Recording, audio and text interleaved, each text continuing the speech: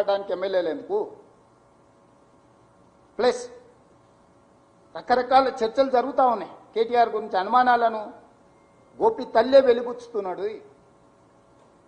ఇట్లాంటి విషయాలు నేను చర్చించదలుచుకోలేదు. కానీ ఇవన్నీ నేపథ్యంలో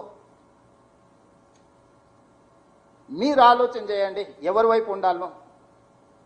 చివరిగా మీడియా మిత్రులకు కూడా నాదొక సూచన, ఈ ఫేక్ సర్వేల్ని నిబద్ధత కలిగిన సంస్థలకు దయచేసి నిజంగా మీరు నమ్మితే వేయండి. మీరు ఒకవేళ ఆ సర్వేల్ని మీరు స్వయంగా నమ్మిండ్రు అనుకో, మీరు ప్రసారం చేయండి, నాకేం అభ్యంతరం లేదు. ఇది మేమే సర్వే చేసినాం, ఇట్లా రిజల్ట్ ఉంది, ఇది మా బాధ్యత అని మీరు చెప్పండి. చెప్తే 14వ తారీఖు నాడు సాయంత్రం అవన్నీ బయటకు వస్తాయి. ఆ రోజు మీ నిబద్ధత కూడా ప్రజలకు తేలుతుంది. వేరే ఉద్దేశంతో మీరు సంవత్సరాల కొద్దీ కొంతమంది అవినీతి మీద, కొంతమంది అహంకారం మీద, అధికారం పోయినా అహంకారం వీడలేదనేటోళ్ళ మీద మొత్తం అంతా కొట్లాడి సరిగ్గా పరీక్ష రాసినప్పుడు వాడిని నకలు కొట్టడానికి అవకాశం ఇస్తే వాడిని మీరు ఎట్లా ఫెయిల్ చేస్తారు? నా విజ్ఞప్తి ఇది. ఇందులో నాకేమీ ఇష్యూ లేదు, ఎందుకంటే ఇది చాలా ఏమంటారు చాలా లాంగ్ వే టు గో. మీడియాకు కాంగ్రెస్ పార్టీకి ఉన్న బంధం అనుబంధం ఇది చాలా దీర్ఘకాలికంగా జరగాల్సింది. వీటన్నిటిని దృష్టిలో పెట్టుకొని మీరు నిర్ణయాలు తీసుకొని ఈ ప్రభుత్వానికి సహకరించండి. ప్రజలకు మేలు చేకూర్చే విధంగా 94 నుంచి 2004 10 సంవత్సరాలు తెలుగుదేశం పార్టీ, 2004 నుంచి 2014 10 సంవత్సరాలు కాంగ్రెస్ పార్టీ, 2014 నుంచి 2024 10 సంవత్సరాలు ఆల్మోస్ట్ బీఆర్ఎస్ పార్టీ, 2024 నుంచి 2034 వరకు కాంగ్రెస్ పార్టీ అధికారంలో ఉంటుంది. ఇది నిర్దిష్టమైన ప్రజా తీర్పు. మీ అనుభవం, నా అనుభవం, మనందరి అనుభవం అదే చెప్తుంది. 10 సంవత్సరాలు ప్రజాప్రభుత్వం ఉంటుంది.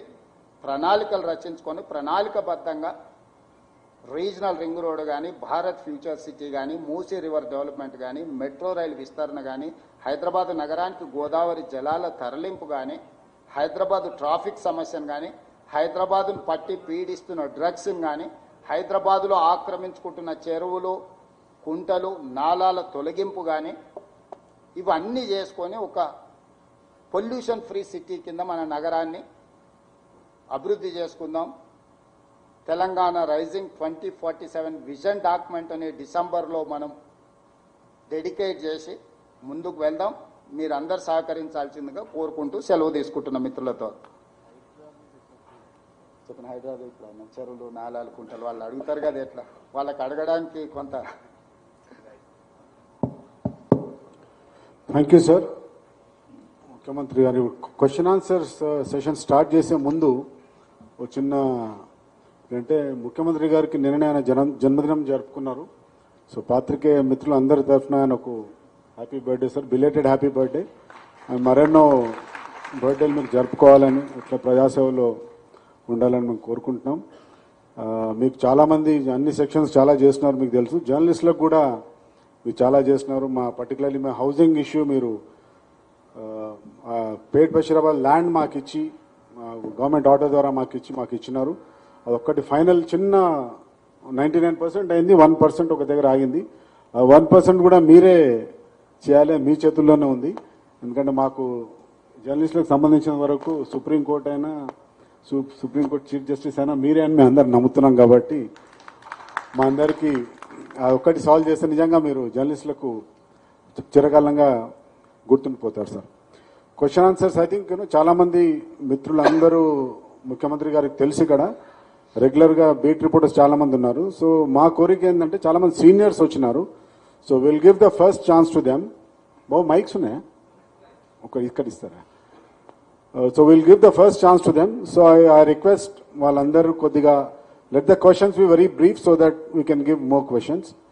So will start with Mister Nagesh Kumar sir, former resident of the Hindu. చెట్టులాగా పోకండి, ఇచ్చేసి అక్కడ చేసుకునేది చూడండి. ఆడ కింద ఎవరైనా కూర్చొని ఎవరు మైక్ అందించాలనో చూసుకోనివ్వండి. ఇంకొక మైక్ ఉంటే ఓకే, కూర్చొని అడగండి సార్. ముఖ్యమంత్రి గారు, మీరు కాళేశ్వరం ప్రాజెక్టు కూలేశ్వరం అయింది అనేది మీరు చెప్పారు. సరే, దాని గురించి ఒక కమిషన్ ఆఫ్ ఎంక్వైరీ కూడా వేశారు. కమిషన్ ఆఫ్ ఎంక్వైరీలో రిపోర్ట్ వచ్చింది, రిపోర్ట్లో తప్పులు పట్టారు ఇంతకుముందు ప్రభుత్వం చేసింది. కానీ మీరేమి చర్యలు తీసుకున్న భూగట లేదు. రెండోది, మీరు తీసుకోకుండా మీరు ఏమంటున్నారంటే కేంద్ర ప్రభుత్వం దీని మీద ఏమి చర్య తీసుకోలేదు అనేది అంటున్నారు. దీనికి అనుబంధ ప్రశ్న ఏమిటంటే, ఇప్పుడు కాళేశ్వరం కూలిపోయిన భాగాన్ని మీరు మళ్ళీ రిపేర్ చేయాలి, దానికి బోల్డంత ఖర్చు ఉంది. అలాగే మొన్న మీరు ఎస్ఎల్బిసి టన్నల్ ప్రాజెక్ట్కి మీరు సర్వే చేశారు, మీరు కూడా దాంట్లో భాగం పంచుకున్నారు. దానికి 42,000 కోట్ల ఎంత అవుతుందన్నారు. సో మీరు మొన్న ఏది ఈ ఫెడరేషన్ ఆఫ్ కాలేజ్ మేనేజ్మెంట్స్తో మాట్లాడుతూ మీకు ఫీ రీఎంబర్స్మెంట్ మేము డబ్బులు ఎట్లాగిస్తాము, మాకు ప్రతి నెల 16,500 కోట్లు మాకు ఆదాయం ఉంది, దాంట్లో 7,500 కోట్లు వీళ్ళకి ఖర్చు అయిపోతుంది జీతభత్యాలకి, మిగతా 6,000 కోట్లు వేరే వాటికి అవుతుంది, మిగిలేదు 5,000 కోట్లేను. మరి మీరు ఇన్ని పథకాలు చెప్పారు కదా, వీటికి అన్నిటికీ డబ్బు ఎక్కడి నుంచి వస్తుంది అనేది అడుగుతున్నాను. ఇప్పుడు మీరు అడిగిన ప్రశ్నలోనే కొంత సమాచార లోపం ఉంది. దయచేసి దీంట్లో చాలా కేంద్ర ప్రభుత్వ రంగ సంస్థలు, వివిధ ఏజెన్సీలు, బ్యాంక్ లోనింగ్ సిస్టమ్ ఉండబట్టి రాష్ట్ర స్థాయి విచారణ చేస్తే విచారణ జరిగే సమయంలో ఘోష్ సుప్రీంకోర్టు జడ్జ్ విచారణ చేస్తున్న సందర్భంలో రాష్ట్ర ప్రభుత్వం మీద ఆరోపణలు చేశారు, కక్షగట్టి ప్రభుత్వం మా మీద విచారణ చేస్తుంది అని. అన్నిటికంటే దేశంలో పెద్ద విచారణ సంస్థ సిబిఐ కాబట్టి కేంద్ర ప్రభుత్వానికి అసెంబ్లీలో చర్చ చేసి అసెంబ్లీ శాసనసభ్యుల అభిప్రాయం మేరకు ఈరోజు సిబిఐకి ఇచ్చినాము. అంతకంటే ముందు భారతీయ జనతా పార్టీకి సంబంధించిన నరేంద్ర మోడీ గారు, అమిత్ షా గారు కాళేశ్వరాన్ని ఏటీఎంగా మార్చి 1,000 కోట్ల రూపాయలు కేసీఆర్ కుటుంబం దోపిడీ చేసిందని చెప్పారు. కేంద్ర మంత్రి కిషన్ రెడ్డి గారు స్పష్టంగా మాకు సిబిఐకి అప్పచెప్పండి, 48 గంటల్లో అందరినీ పట్టుకొచ్చి జైల్లో నిర్బంధిస్తామని చెప్పారు.